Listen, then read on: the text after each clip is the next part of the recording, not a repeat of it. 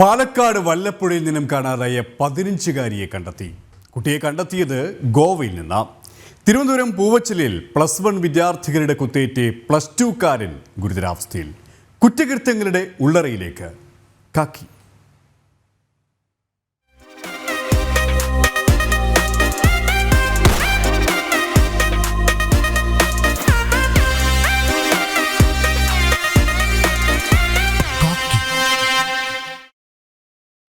പാലക്കാട് വല്ലപ്പുഴയിൽ നിന്നും കാണാതായ 15-കാരിയെ കണ്ടെത്തി. ഗോവയിൽ നിന്നാണ് കുട്ടിയെ കണ്ടെത്തിയത്. പെൺകുട്ടി ഗോവ പോലീസിന്റെ കസ്റ്റഡിയിലാണ്. വിവരങ്ങളുമായി അരുൺ ആലത്തൂർ ചേരുകയാണ്. അരുൺ, 15-കാരിയെ ഗോവയിൽ നിന്നാണ് കണ്ടെത്തിയത്. കഴിഞ്ഞ കുറേ ദിവസങ്ങളായി ഇതുമായി ബന്ധപ്പെട്ട ചില ദുരൂഹതകൾ നിലനിൽക്കുകയായിരുന്നു. മറ്റു വിശദാംശങ്ങൾ കൂടി.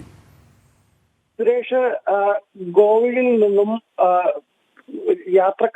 ട്രെയിനിലെ യാത്രക്കാരായ ആളുകൾ തിരിച്ചറിയുകയും പിന്നീട് പെൺകുട്ടിയെ ഗോവയിൽ നിന്ന് കണ്ടെത്തുകയായിരുന്നു എന്നുള്ളതാണ്. ഏതായാലും കഴിഞ്ഞ ഡിസംബർ 30-നാണ് പട്ടാമ്പി ചൂരക്കോട് സ്വദേശി അബ്ദുൽ കരീമിന്റെ മകൾ 15 വയസ്സുകാരിയായ ഷഹന ഷെറിനെ കാണാതായത്.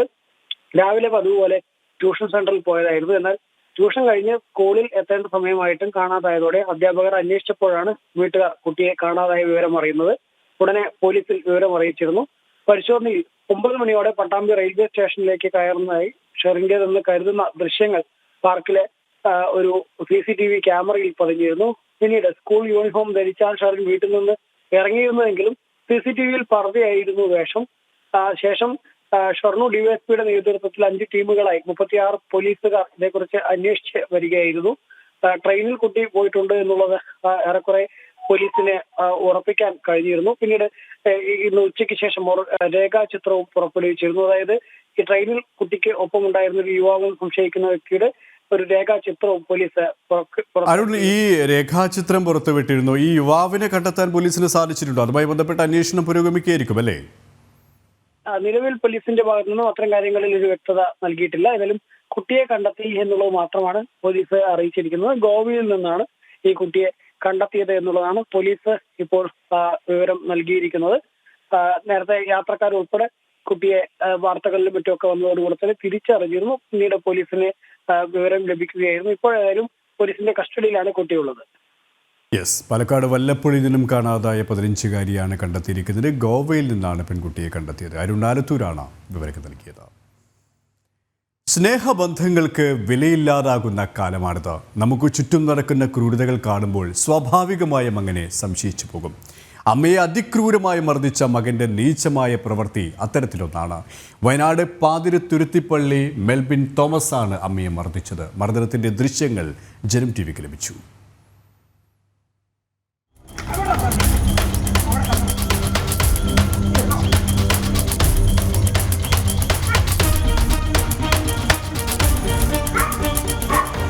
വയനാട് മുള്ളംകൊല്ലി പാതിരിയിലാണ് മകൻ പെറ്റമ്മയെ ക്രൂരമായി മർദ്ദിച്ചത്.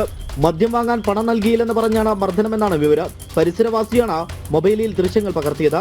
രാത്രി വീടിന്റെ മുറ്റത്ത് വെച്ച വത്സല അടിയേറ്റ് വീഴുന്ന ദൃശ്യമാണ് പുറത്തു വന്നിട്ടുള്ളത്.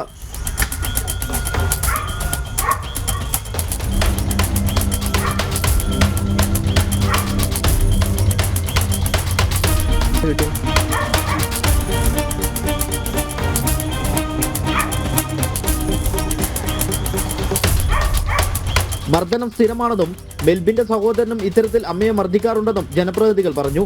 ദൃശ്യങ്ങൾ സമൂഹമാധ്യമങ്ങളിൽ വ്യാപകമായി പ്രചരിക്കുന്നുണ്ട്. സ്വകാര്യ ബസ് തൊഴിലാളിയാണ് മെൽബിൻ. എന്നാൽ അമ്മ ഇതുവരെയും പരാതി നൽകിയിട്ടില്ല. സ്വമേധയാ കേസെടുത്തിട്ടുണ്ടെന്ന് പോലീസ് പറഞ്ഞു. ജനം, വയനാട്. തിരുവനന്തപുരം വർക്കലയിൽ കുടുംബ വഴക്കിനെ തുടർന്ന് അനുജൻ ചേട്ടനെ വെട്ടിക്കൊലപ്പെടുത്താൻ ശ്രമിച്ചു. വർക്കല പുന്നമൂട് പാറയിൽക്കാവ് സ്വദേശിയായ അനിൽകുമാറിനെയാണ് സഹോദരൻ ശ്രീജിത്ത് വെട്ടിപ്പരിക്കേൽപ്പിച്ചത്. തലയ്ക്കും കാലിനും ഗുരുതരമായി പരിക്കേറ്റ അനിൽകുമാറിനെ പാരിപ്പള്ളി മെഡിക്കൽ കോളേജിൽ പ്രവേശിപ്പിച്ചു.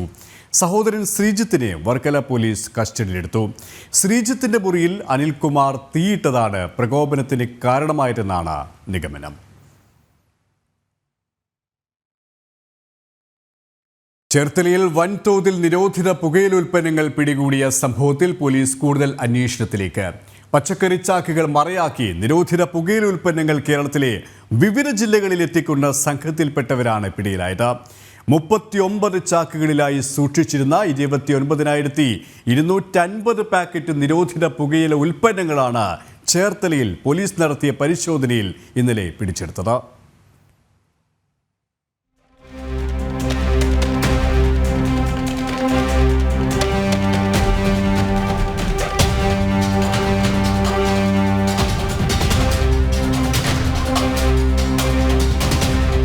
പോലീസിന് ലഭിച്ച രഹസ്യവിവരത്തെ തുടർന്നാണ് ദേശീയപാതയിൽ ചേർത്തല ഭാഗത്ത് പരിശോധന നടത്തിയത്.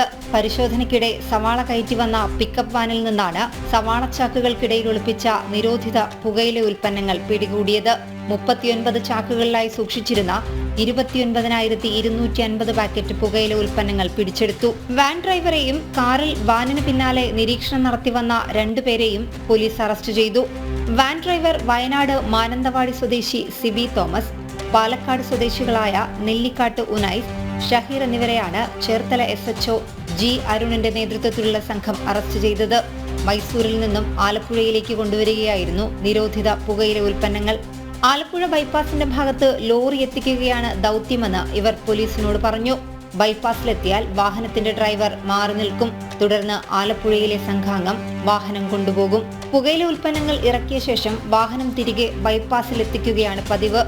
കോവിഡ് കാലം മുതൽ പുകയില ഉൽപ്പന്നങ്ങൾ കടത്തുന്നുണ്ടെന്നും 2 പ്രാവശ്യം പിടിക്കപ്പെട്ടിട്ടുണ്ടെന്നും പിടിയിലായവർ പോലീസിനോട് സമ്മതിച്ചു.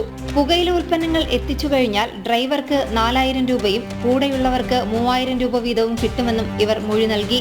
നിരോധിത പുകയില ഉൽപ്പന്നക്കടത്തിന് പിന്നിലുള്ള സംഘത്തെക്കുറിച്ച് കൂടുതൽ വിവരങ്ങൾ ശേഖരിക്കുകയാണ് പോലീസ്.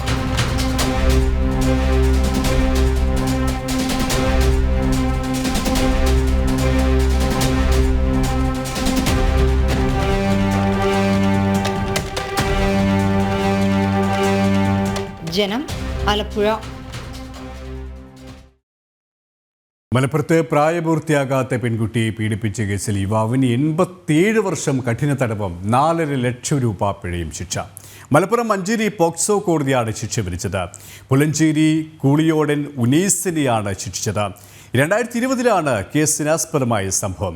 മഞ്ചേരി പോലീസാണ് കേസ് അന്വേഷിച്ചത്. വിവരങ്ങളുമായി ശിവദാസ് കന്മനം ചേരുകയാണ്. ശിവദാസ്, യുവാവിനെ 87 വർഷം തടവാണ് കോടതി ശിക്ഷിച്ചിരിക്കുന്നത്. വിധിയുടെ വിശദാംശങ്ങൾ.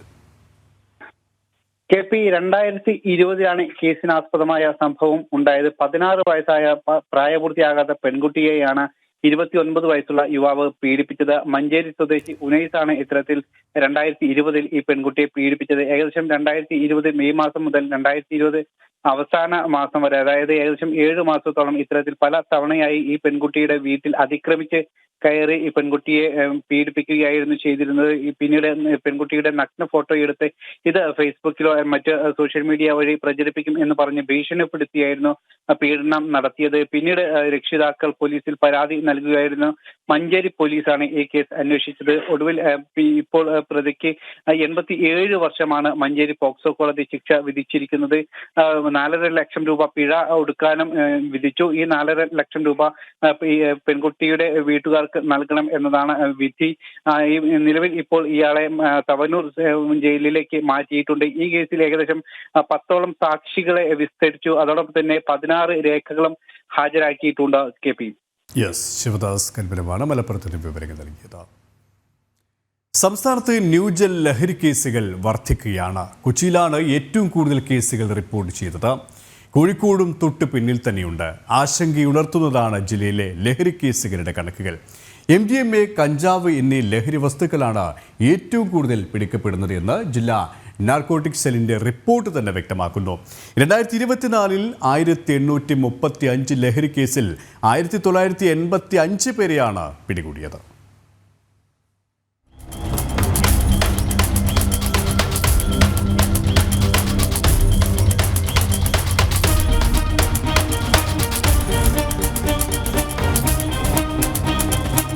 രാസലഹരി കേസുകളിൽ ഓരോ വർഷവും പിടിക്കപ്പെടുന്നവരുടെയും ശിക്ഷിക്കപ്പെടുന്നവരുടെയും എണ്ണം വർദ്ധിക്കുന്നതായി ജില്ലാ നാർക്കോട്ടിക് സെല്ലിന്റെ റിപ്പോർട്ട്. 2024 മാത്രം 1835 കേസുകളാണ് രജിസ്റ്റർ ചെയ്തത്. ജില്ലയുടെ വിവിധ ഭാഗങ്ങളിൽ നിന്നായി രാസലഹരി ഉപയോഗിച്ച 1985 പേരെയാണ് പിടികൂടിയത്. MDMA, കഞ്ചാവ്, brown sugar, hashish oil, hair oil തുടങ്ങിയവയുടെ വിൽപ്പനയും ഉപയോഗവും സജീവമായി നഗരത്തിൽ നടക്കുന്നുണ്ട് എന്നാണ് റിപ്പോർട്ടിൽ നിന്ന് വ്യക്തമാകുന്നത്. 3107.52 ഗ്രാം MDMA ആണ് 2024 പിടികൂടിയത്. 2023 ഈ കണക്ക് 2116 ഗ്രാം ആയിരുന്നു. മുൻവർഷവുമായി താരതമ്യം ചെയ്യുമ്പോൾ ആശങ്ക ഉയർത്തുന്ന രീതിയിലാണ് കേസുകളുടെ വർധനവ്. കണക്കുകളിൽ നിന്ന് വ്യക്തമാകുന്നത് സിന്തറ്റിക് ഡ്രഗിന്റെ ഉപയോഗമാണ് വൻതോതിൽ കൂടിയിട്ടുള്ളത് എന്നാണ്. ജില്ലാ നാർക്കോട്ടിക് സെല്ലിന്റെ കണക്കുകൾ ആശങ്ക ഉയർത്തുന്നതാണ്. ഓരോ വർഷവും ലഹരി ഉപയോഗത്തിന്റെ കണക്ക് കുത്തനെ ഉയരുകയാണ്. നഗരത്തിലെ ലഹരി മാഫിയ പിടിമുറുക്കിയിരിക്കുന്നത് വിദ്യാർത്ഥികളെയും യുവാക്കളെയും കേന്ദ്രീകരിച്ചാണ് എന്നതാണ് മറ്റൊരു വസ്തുത. ലഹരി സമൂഹത്തിൽ പിടിമുറുക്കുമ്പോൾ അതിനെതിരെ പ്രതിരോധം തീർക്കേണ്ട ഉത്തരവാദിത്തം സമൂഹത്തിന് കൂടിയുണ്ട്.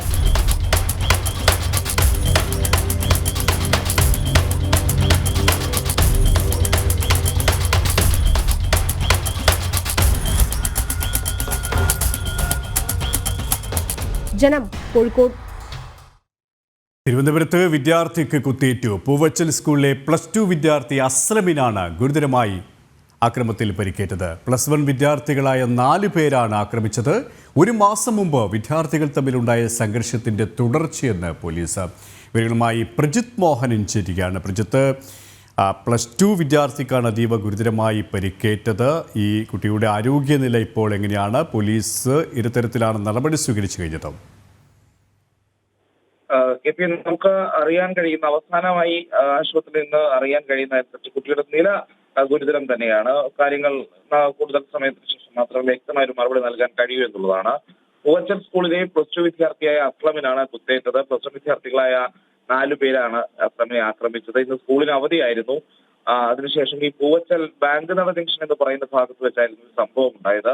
ഈ കുട്ടികളുടെ ആക്രമണത്തിൽ പരിക്കേറ്റ അസ്ലമിനെ സ്വകാര്യ ആശുപത്രിയിലാണ് പ്രവേശിച്ചിരിക്കുന്നത്. ആക്രമണത്തിൽ ശ്വാസകോശം തുളച്ച് അല്ലെങ്കിൽ ആ രീതിയിൽ അത്ര ഗുരുതരമായിട്ടുള്ള ഒരു ആക്രമണമാണ് ഈ കുട്ടിക്കെതിരെ ഉണ്ടായത് എന്നുള്ളതാണ് നമ്മൾ മനസ്സിലാക്കേണ്ടത്. ഈ സംഭവത്തിന്റെ ഒരു പശ്ചാത്തലം കൂടി ഒന്ന് അറിയേണ്ടതുണ്ട്. ഒരു മാസം മുമ്പ് ഈ സ്കൂളിലെ +1 വിദ്യാർത്ഥികളും +2 വിദ്യാർത്ഥികളും തമ്മിൽ ആക്രമണം നടന്നിരുന്നു. അതിലൊരു പക്ഷത്ത്, പ്രത്യേകിച്ച് +2 വിദ്യാർത്ഥികളുടെ പക്ഷത്ത് ശക്തമായി നിലനിന്നിരുന്ന അല്ലെങ്കിൽ ഏറ്റവും മുന്നിൽ നിന്ന ആളുകളിൽ ഒരാളാണ് അസ്ലം. അന്ന് പ്രധാന അധ്യാപകർ ഉൾപ്പെടെയുള്ളവർക്ക് ആക്രമണത്തിൽ പരിക്കേറ്റിരുന്നു. അന്നത്തെ ആക്രമണത്തിന്റെ ബാക്കിയാണ് ഈ സംഭവമായി ഇപ്പോൾ ഉണ്ടായിട്ടുള്ളത് എന്നുള്ളതാണ്. അതായത് അന്ന് ഈ രീതിയിൽ കുട്ടികൾ തമ്മിൽ സംഘർഷം ഉണ്ടാകുന്നു. +1 വിദ്യാർത്ഥികളും +2 വിദ്യാർത്ഥികളും സംഘർഷം ഉണ്ടാകുന്നു. പക്ഷെ ഇതിലൊരു കാര്യക്ഷമമായൊരു നടപടി പോലീസിന്റെ ഭാഗത്തു നിന്നോ മറ്റധികൃതരുടെ ഭാഗത്തു നിന്നോ ഉണ്ടാകുന്നില്ല. ഈ നിലനിൽക്കുന്ന തർക്കവും സംഘർഷവും പരിഹരിക്കാനും കുട്ടികളുടെ ഒരു സമാധാന അന്തരീക്ഷം കൊണ്ടുവരുന്നതിനും പോലീസിന് കഴിഞ്ഞില്ല എന്നുള്ളതാണ് യാഥാർത്ഥ്യം. അതിൽ നിലനിന്നിരുന്ന പക, പ്രത്യേകിച്ച് ഈ അസ്ലമിനോട് ഉണ്ടായിരുന്ന ഒരു പക അത് ഈ കുട്ടികളിൽ ബാക്കി ഉണ്ടായിരുന്നു. അതിന്റെ ഭാഗമായിട്ടാണ് അവർ ഈ രീതിയിലുള്ള ഒരു ആക്രമണം നടത്തിയത് എന്നുള്ളതാണ് ഈ ഘട്ടത്തിൽ മനസ്സിലാക്കുന്നത്. എന്തായാലും നമ്മുടെ സംസ്ഥാനത്തിന്റെ വിവിധ ഭാഗങ്ങളിൽ കുട്ടികൾ ഈ ചേരി തിരിഞ്ഞ ഏറ്റുമുട്ടുന്ന നിരവധി സംഭവങ്ങളൊക്കെ നമ്മൾ കണ്ടിട്ടുണ്ട്. സമാനമായ രീതിയിലുണ്ടായ ഒരു വിഷയം, ആ വിഷയത്തിൽ കാര്യക്ഷമമായ ഇടപെടൽ അധികൃതരുടെ ഭാഗത്ത് നിന്നുണ്ടായില്ല. അതുകൊണ്ട് തന്നെ അത് തുടർച്ചയായി പ്രജിത്ത് സൂചിപ്പിച്ചതുപോലെ തന്നെയാണ് ഇത്തരത്തിലുള്ള സംഭവങ്ങൾ അടിക്കടി ഉണ്ടാകുമ്പോഴും കൃത്യമായ ഇടപെടൽ പോലീസിന്റെയും സർക്കാർ സംവിധാനങ്ങളുടെയും ഭാഗത്തു നിന്നും ഉണ്ടാകുന്നില്ല. അത് തന്നെയാണ് ഇത്തരത്തിലുള്ള ക്രൂരമായ ഒരു അതിക്രമത്തിലേക്ക് കാര്യങ്ങൾ എത്തുന്നത്. ഇവിടെ 4 +1 വിദ്യാർത്ഥികൾ, അവർക്കെതിരെ എന്ത് നടപടികളാണ് ഇപ്പോൾ സ്വീകരിച്ചു കഴിഞ്ഞത്? കുട്ടികളുടെ വിഷയമായതുകൊണ്ട് തന്നെ പോലീസ് സ്വീകരിച്ചിരിക്കുന്ന നടപടികളെ പറ്റി കാര്യക്ഷമമായി അവർ നമുക്കൊരു മറുപടി നൽകുന്നില്ല എന്നുള്ളതാണ്. നമ്മൾ അവസാന നിമിഷം ബന്ധപ്പെട്ടപ്പോഴും അതിൽ കൂടുതൽ വിവരങ്ങൾ പറയാറായിട്ടില്ല എന്നുള്ളതാണ് പോലീസിന്റെ ഭാഗത്ത് നിന്ന് ഉണ്ടാകുന്ന ഒരു മറുപടി. അത് കുട്ടികളാണ് ഉൾപ്പെട്ടിരിക്കുന്നത്, 16 വയസ്സ് മാത്രമുള്ളവരാണ്. അതുകൊണ്ട് തന്നെ അത്തരം വിവരങ്ങൾ മാധ്യമങ്ങളോടുമായി പങ്കുവെക്കുന്നതിനൊക്കെ പോലീസ് ഒരു നിയന്ത്രണം സ്വാഭാവികമായും വെക്കും. എന്തായാലും നടപടി ഉണ്ടാകും എന്നുള്ളതാണ് പറയുന്നത്. ഇനി ഇത് ആവർത്തിക്കാതിരിക്കാനുള്ള പ്രതിരോധ നടപടികൾ സ്വീകരിക്കും. പോലീസ് ഈ വിഷയത്തിൽ കൂടുതൽ സജീവമായി ഇടപെടുമെന്നും ഉദ്യോഗസ്ഥരുടെ ഭാഗത്ത് നിന്ന് നമുക്ക് അറിയിപ്പ് കിട്ടുന്നുണ്ട്. പ്രജിത് മോഹനാണ് തിരുവനന്തപുരത്ത് നിന്നും വിശദാംശങ്ങൾ നൽകിയത്.